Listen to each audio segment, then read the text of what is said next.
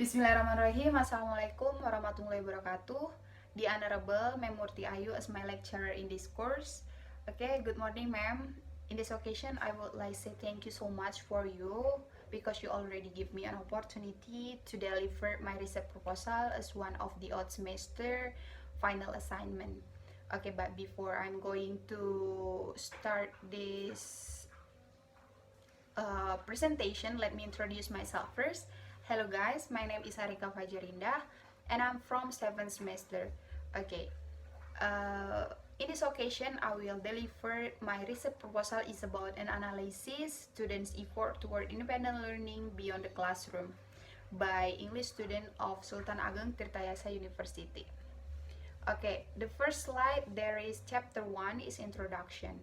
This chapter contains the background of the research that I will do later, questions from the research, the significance of the research, and the terminology or discussion of the problem to provide a better understanding of this research.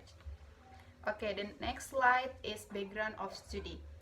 This study aimed to investigate student responses, especially English language education students regarding independent learning beyond the classroom. Okay, the next slide is research question. There are two research questions that I will conduct later in this proposal.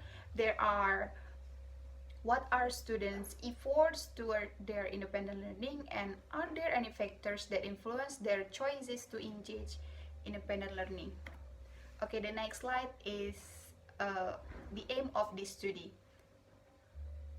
The aim of this study is finding out what efforts are being done by students, especially English students of Sultan Ageng Tirtayasa University. Okay, the significance of this study, there are two. The first one is for the student themselves, this research is expected to increase their knowledge of the effort made by students in conducting independent learning and make them aware of their shortcoming in learning.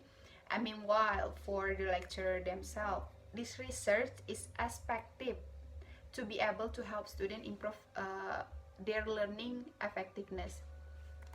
Okay, the next is chapter 2 is literature review.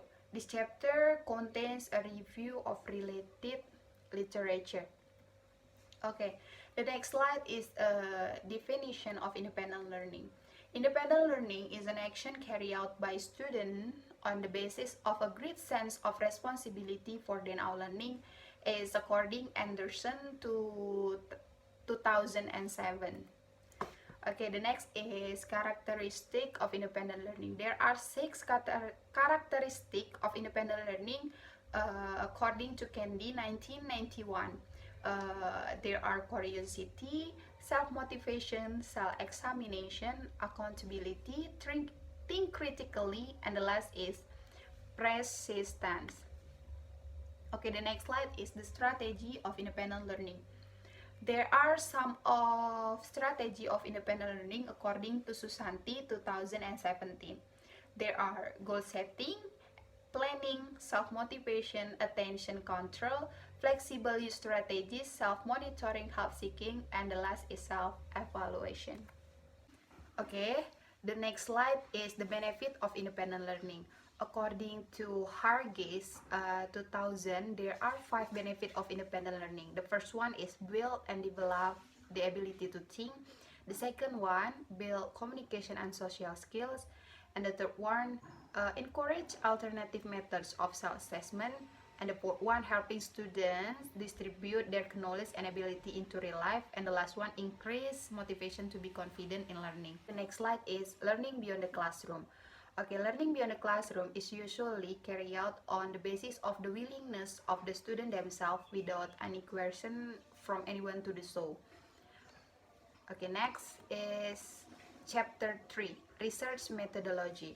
This chapter contains several aspects of the methodology such as the research location, the research design to be used, the participant who will be involved in the research, the data collection technique that will be used, and the data analysis technique that will be used. Okay, the next slide is brief description research location.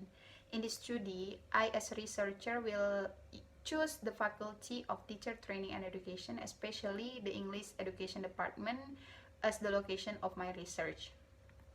And next is research design. The research design that I will use in this proposal is a qualitative research. Later, I will use the purposive sampling method as a data collection technique. And the next is informant.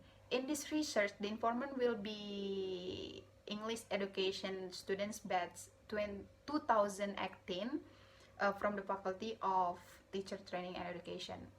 Then the next slide is the technique of data collection. The technique of data collection that I will use later is semi-structured interview. And the last is the technique of data analysis. The technique of data analysis that I will use in this proposal according to Rizali, there are three, namely data reduction, data display, and the last is verification and conclusion. I think enough my presentation, more and less I apologize. And thank you for your attention. Assalamualaikum warahmatullahi wabarakatuh.